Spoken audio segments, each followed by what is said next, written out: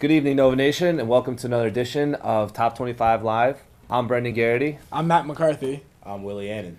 This week's segment is going to be based around college basketball. After a weekend of tournaments all around the country, we have a lot to cover. We're first going to start with Villanova basketball, who participated in the 76 Classic in Anaheim.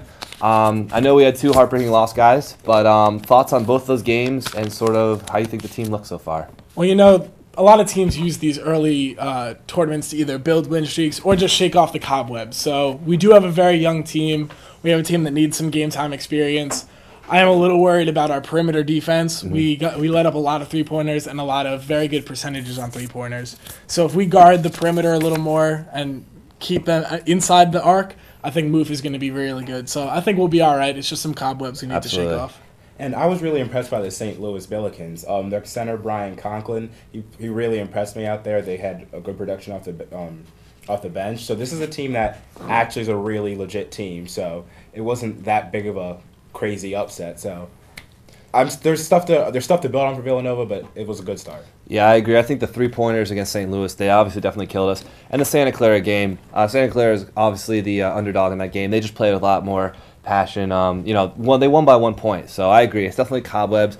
They have Penn coming up this weekend, then they have Boston University and American. Definitely some confidence-building games. I actually like how we're not ranked in the top 25.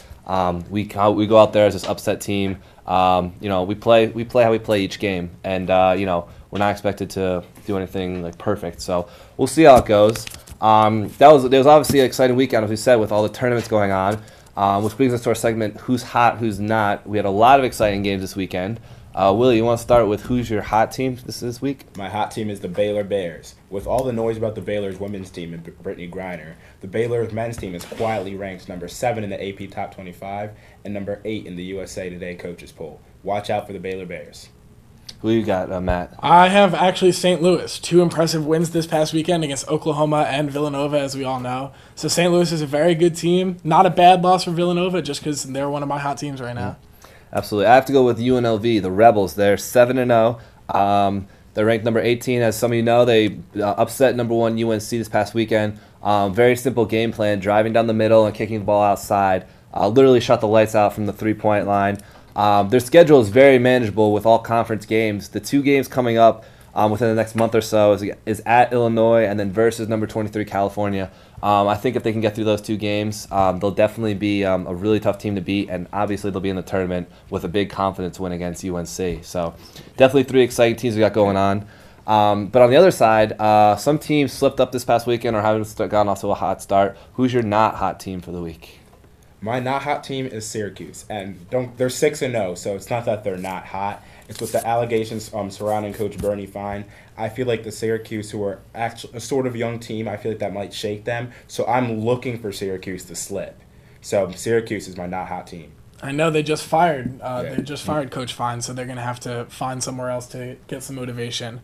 My not hot team is going to be Florida State. They lost to Harvard, who, although is very impressive in the early goings this year, we all know the Ivy League is not always the best competitively in basketball. And they lost to UConn, another great team, but 2 losses in a row, not something that you could shake off very easily. Yeah, absolutely. I got to go with Memphis. They're 2-2. They lost to Georgetown. They lost to Michigan, who's number 15 in the country.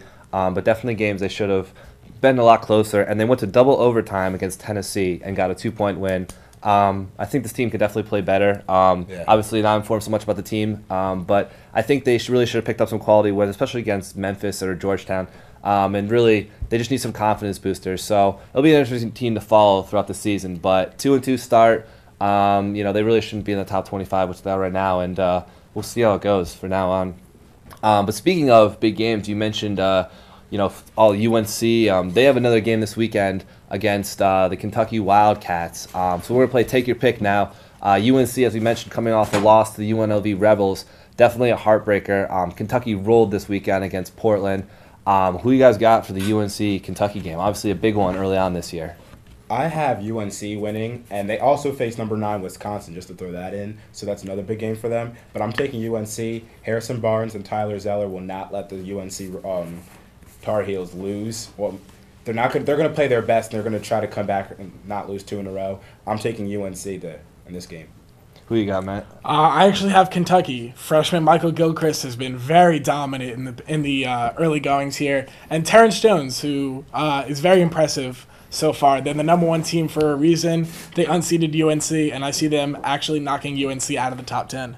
Really? Wow. Okay. Bold prediction. I got to go with UNC. They had the big win earlier this year against Michigan State, but experience will outbeat the freshmen, I think, with Tyler Zeller down low and Harrison Barnes. They obviously were feeling it after the UNLV Rebel fans stormed the court. Huge win out in Las Vegas. Coach Roy Williams is going to put up with that. It's going to be a really close game. I think it's going to be actually a really a big defensive battle down low, and the freshmen from Kentucky are going to be contained. In the end, Harrison Barnes will lead the way. I say UNC wins by 10. So definitely a really exciting game going on. So be sure to tune in next week. We'll be talking about the outcome of the UNC Kentucky game, along with other great games we got coming this weekend. Plus, next week, we'll look forward to the bowl games for the NCAA college football. So definitely exciting. For Matt and Willie, I'm Brendan Garrity. Enjoy your week, and we look forward to seeing you next week on Top 25 Live.